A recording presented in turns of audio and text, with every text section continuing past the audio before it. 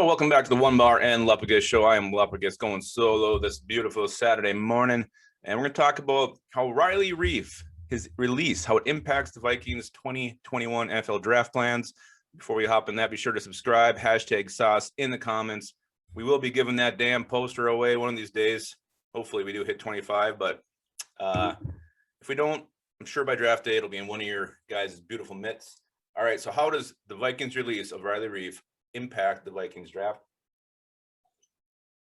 Oh, it definitely makes guard the number one need on this team now. Before it could have been argued that defensive tackle was right up there, safety was right up there.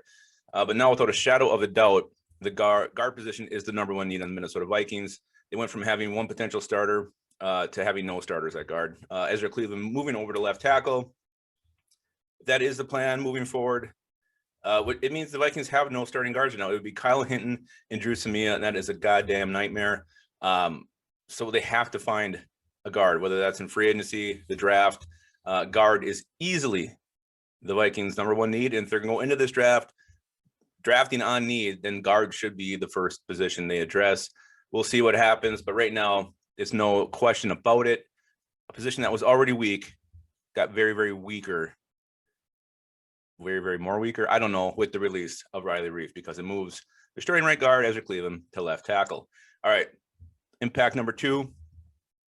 It also makes taking an offensive lineman at pick 14 almost a certainty. I mean, defensive end is still in play, which I still hope they go that route. Maybe a wide receiver if one of those top 3 guys fall. But I would think if I was a betting man, which I am, but I'm not very good at, I would say it's probably going to be an offensive lineman. They were there at Rashawn Slater's pro day. Elijah Vera Tucker's been a popular mock to the Vikings. Either one of those picks would be huge, would fill a huge need on the O-line. And both those guys have the versatility to potentially swing out and play left tackle. So if they do take an O-lineman at 14, which I think they might now with the release of Riley Reiff, it just makes so much sense. Get one of these guys who can start out at guard and eventually swing over to left tackle, to me, is the way to go.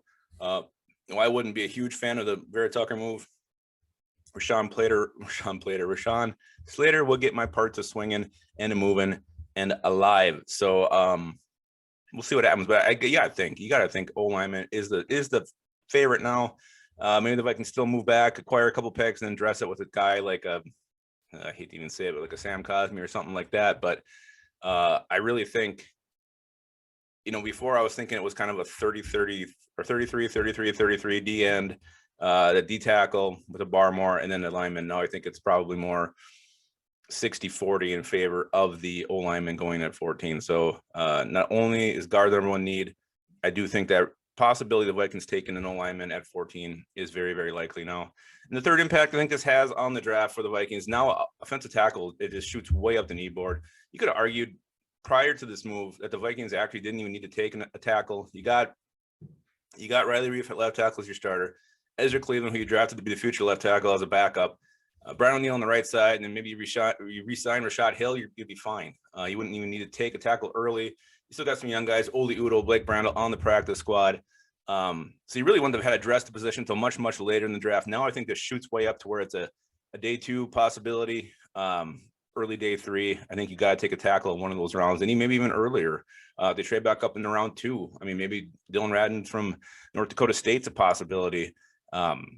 So I just think this definitely makes O tackle a huge need. Before, I would even put it in the top 5.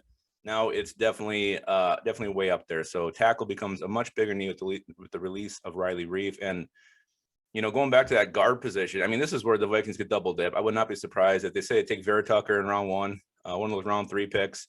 Could definitely come back with, a Quinn Miners, Ben Cleveland, somebody like that. So, again, and like we mentioned, the O tackle, these swing prospects are going to be extra attractive to the Vikings this year. Guys who can play multiple positions. I still don't even know if they know for sure where Ezra Cleveland's going to go. And, Garrett Bradbury is a guy too they might look to move a little bit. So, maybe like a Creed Humphrey would make sense. And Quinn Miners, who can play both positions as center and guard, would be extra attractive to the Vikings as well. So that is how Riley Reiff's release. That's like a tongue twister. Riley Reiff was released. Reasons, I don't know. Think about it. Put your Riley Reiff tongue twister in the comments below. All right, that's it. That's how Riley Reiff's release impacts the Vikings draft. Be sure to subscribe, and more than that, be sure to keep your skull in your hole.